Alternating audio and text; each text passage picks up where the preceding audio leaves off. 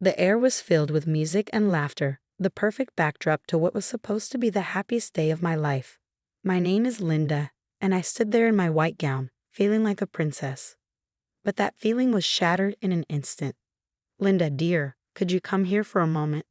My mother-in-law's voice, sharp and insistent, cut through the merriment. I excused myself from my friends and walked over to her, noticing the stiffness in her posture and the tightness of her smile. "What is it, Mrs. Dalton?" I asked, trying to keep my tone pleasant. "It's about the way you look at me, Linda. I know a look of contempt when I see one. I'm your husband's mother, and I deserve respect, not disdain." Her words, laced with accusation, took me by surprise. "Mrs. Dalton, I assure you, you're mistaken. I have nothing but respect for you," I replied, feeling a wave of confusion. "Respect? Ha! I've seen the way you roll your eyes, the little sighs when I speak. You think I'm blind? You've turned my own son against me." Her voice rose, drawing the attention of nearby guests. "Mom, what's going on here?" My husband, Mark, joined us, his brow furrowed with concern. "Your wife, she's been disrespectful to me, always looking down on me. And today, on your wedding day, she's been the worst." Mrs. Dalton's voice broke, tears welling in her eyes. "Linda, is this true?" Mark looked at me, his expression a mix of disbelief and rising anger. "No, it's not true. I've done nothing of the sort," I said firmly, feeling a growing sense of injustice. "She's lying." "Mark, I'm your mother. Would I lie to you?" Mrs. Dalton sobbed, clutching his arm. In a moment that felt surreal, Mark's hand came up and struck my cheek in a stinging slap. The sound echoed in the sudden silence, and I stood there, hand to my reddening cheek, as the room full of guests stared in shock. "How could you?" I whispered, not to Mark or Mrs. Dalton, but to the universe that had allowed this to happen. "Linda, I didn't mean," Mark stammered, his anger giving way to confusion and regret. "No, you show me exactly who you are," I said, my voice steady despite the turmoil inside me. Turning away from them, I addressed the crowd. "I'm sorry you had to witness this. Please continue to enjoy the celebration. I need a moment alone." As I walked away, the whispers began, but I held my head high. This was not the end, but the beginning of something else. A plan started to form in my mind, a plan for justice. This humiliation would not go unanswered. In the privacy of the bridal suite, I allowed myself a moment of vulnerability, letting the tears fall. But they weren't just tears of pain. They were tears of determination. I would not be a victim. I would be a victor. After the wedding incident, I knew I had to take action. The first step was to gather undeniable evidence. I reached out to a private investigator, Mr. Grayson, known for his discretion and effectiveness. "Mr. Grayson, I need your help. My husband Mark and his mother have been, let's say, less than kind." "Understood, Linda. What exactly are we looking for?" "I need evidence of their behavior, anything that shows a pattern of emotional, financial, or legal abuse." "Consider it done. I'll start with surveillance and background checks. I'll dig into their pasts, finances, everything." Armed with my mission, I began recording my conversations with Mark and his mother, every phone call, every encounter. I needed all the evidence I could get. In the midst of this, I found solace in my friend Sarah. "Sarah, I don't know how I'd get through this without you." "You don't have to, Linda. I'm here for you always." "So what's the plan?" "I'm collecting evidence. Mr. Grayson is helping too. I want to expose them for who they truly are." "Be careful, Linda. They won't see this coming and they'll be furious." "I know, but I couldn't let them get away with it." As weeks passed, the evidence started piling up. Calls where Mark's tone was aggressive and demeaning, financial records revealing his mother's tight grip on his assets, and questionable transactions hinting at fraud. One evening, Sarah and I sat down to review the findings. "Look at this, Sarah. These bank statements. They're moving large sums of money. But to where? And these emails. They're planning something, but what? We need to connect the dots. This is more than just emotional abuse. It's a web of lies and manipulation." "Linda, we're onto something big here," Sarah said, her eyes wide with realization.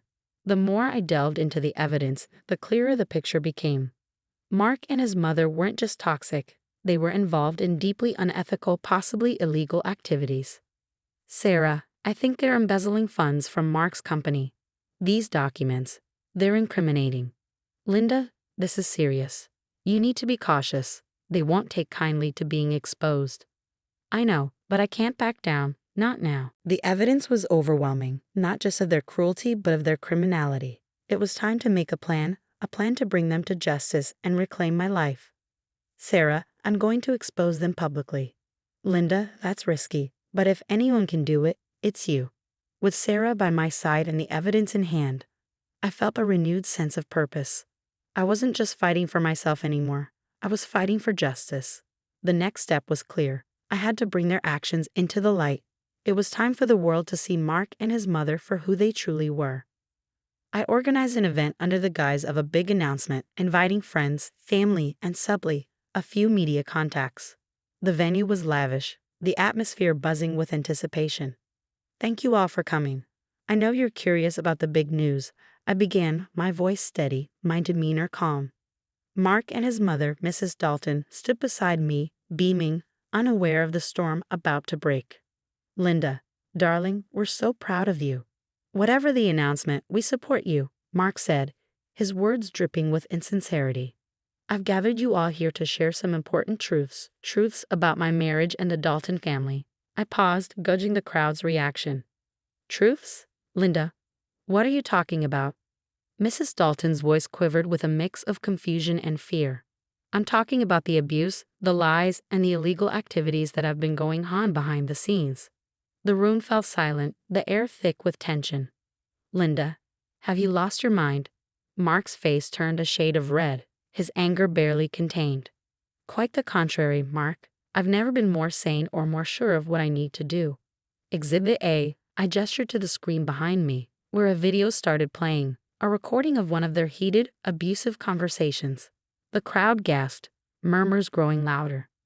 Mrs. Dalton's face paled, her hands trembling. This is just the beginning. These documents show financial irregularities, embezzlement, and fraud. I held up a folder filled with incriminating evidence. You can't do this, Linda. You're ruining everything. Mark's voice was a mix of plea and threat. I'm not ruining anything. I'm exposing the truth, a truth that everyone needs to see. The media personnel started clicking their cameras, capturing every moment of the unfolding drama. Linda, please, let's discuss this privately. Mrs. Dalton's voice was barely a whisper, her facade of control shattered. No, Mrs. Dalton, no more private discussions. The time for hiding is over. As I continued to reveal more evidence, the reactions varied from shock to disbelief. Some guests shook their heads, while others whispered among themselves. Mark and Mrs. Dalton stood frozen, their masks of respectability falling away. This is my story, a story of surviving abuse and standing up against injustice. I refuse to be a victim any longer. The event concluded with a flurry of activity. The media swarmed around, asking questions, while many guests offered words of support and admiration for my bravery. As I walked away from the podium, I felt a weight lift off my shoulders. I had done it. I had exposed them publicly, maintaining my composure and control. It was a moment of triumph, a moment where I reclaimed my power and my voice. The courtroom was stark and imposing, a fitting arena for the final act of my journey. As I sat there, a mix of nervousness and determination, my lawyer beside me, I couldn't help but notice how unsettled Mark and Mrs. Dalton looked across the room. Your Honor, we are here to present the case against Mark and Mrs. Dalton, not just for a divorce, but for years of emotional and financial abuse, my lawyer began, his voice resonating with confidence. Linda, you can't win this. You're going too far. Mark's desperate whisper reached me from across the room. This isn't about winning, Mark. It's about justice. It's about showing the world who you really are. I replied calmly but firmly. The trial proceeded with my lawyer presenting the evidence meticulously, the recordings, the financial documents, everything that painted a true picture of the life I had endured. Your Honor, as you can see, the evidence is overwhelming. We seek not only a divorce but also appropriate legal action for the wrongs committed by the defendants. Your Honor, this is all a misunderstanding. Linda is exaggerating. Mrs. Dalton's plea sounded hollow, even to her own ears. Exaggerating? The evidence speaks for itself. You can't hide from the truth anymore. I said, my words directed at both Mark and Mrs. Dalton, a final testament to my stand against them. The judge, after reviewing the evidence and hearing the testimonies, made her ruling. In light of the overwhelming evidence, I grant the divorce and order legal actions against Mark and Mrs. Dalton for their conduct. As the gavel struck, a sense of vindication washed over me. I had done it. I had stood up to them and emerged victorious. With the legal battles behind me, I began the next chapter of my life, a chapter of healing and rebuilding. I found a small, peaceful place in the countryside, a stark contrast to the chaos of my past life. Sitting on the porch of my new home, a warm cup of tea in hand, I looked out at the tranquil view before me. The trees swayed gently in the breeze, birds chirped in the distance, and for the first time in a long time, I felt at peace.